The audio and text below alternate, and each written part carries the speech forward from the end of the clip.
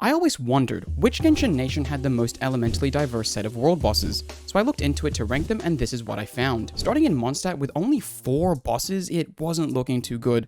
With only the Anemo, Electro, and Cryo Hypostases and the Cryo Regisvine, Mondstadt had only 3 out of the 7 elements covered. With this, I place it in D tier. Now, as Hoyoverse will most likely expand Mondstadt in the future, I am hopeful that this ranking will move up, but really, only time will tell. Next, with 6 world bosses hailing from Liyue, I had hopes that this region could achieve a higher placement, and I was not disappointed. With singular elemental bosses like the Geohypostasis, Pyro Regisvine, and the Oceanid, Liyue already had 3 of the 7 elements covered, and while the Ruined Serpent is primarily categorized as a physical attacker, not aligning to an element, the Prima Geovishap and Solitary Suwani more than make up for it. Comprised of both Anemo and Hydro, the Solitary Suwani adds 1 more element to Liyue, and then, with several different elemental states, the Prima Geovishap covers Geo, Cryo, Pyro, Electro, and Hydro, meaning overall, the only element not represented through a normal boss in Liyue is Dendro. With this, I think Liyue definitively deserves a spot in high A tier. Now, Inazuma and its 7 world bosses. With the Pyro and Hydro Hypostases, Golden Wolflord, and Thunder Manifestation, Inazuma already has 4 of the 7 elements covered. Then with the Coral Defenders and Magukenki, Cryo and Anemo are further covered. So just like Liyue, Inazuma has bosses that represent 6 of the 7 elements. Then,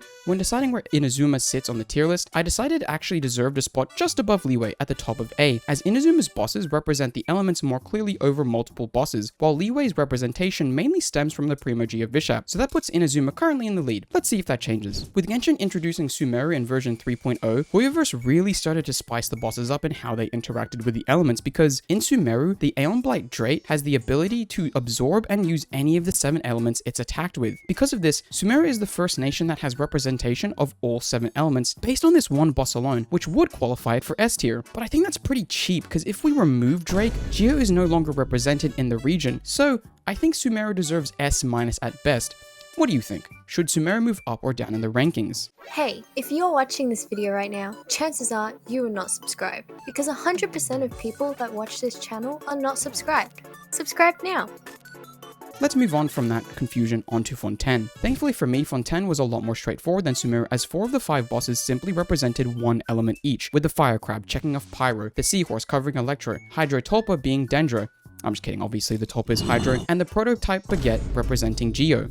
Then, the Icewind Suites come in and bring Anemo and Hydro representation, meaning just like Liyue and Inazuma, Fontaine only lacks Dendro representation. So with this, I thought it deserved a spot right in the middle of A. But with all the regions placed onto the tier list, I felt unsatisfied with the results. I mean, I placed 3 of the regions in A tier, so I'm going to shuffle these around. I think that's only fair. Now, starting with Mondstadt, I think it's in the right place, with only 3 of the 7 elements being represented, so I'll be leaving it in D. Moving on to C tier, I think Liyue should be moved here, as the region was being hard carried by the Geovishap, and without it, Liyue loses Electro and Cryo representation, leaving it with only 4 of the 7 elements represented. Next, I think Inazuma should be moved to B, as some of its representation comes from bosses from multiple elements, meaning its representation isn't as singularly unique or distinct compared to somewhere like Fontaine, which I will be leaving in A tier, with more bosses representing a unique element each. Then, looking to Sumeru, it still remains complicated as ever. All 7 elements were only represented due to the Aeon Blight Drake's ability to absorb and use elements, but even when removing him, Sumeru would only be missing Geo, but only does so because the Baptist represents 4 of the 7 elements. So with too much of its elemental representation stemming from Hoyoverse's decision to make more creative bosses, I believe Sumeru should be moved from S-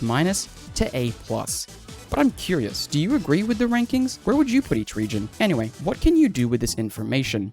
As always, not much, but hey, at least we know a little bit more about Genshin and its world. Thanks for watching.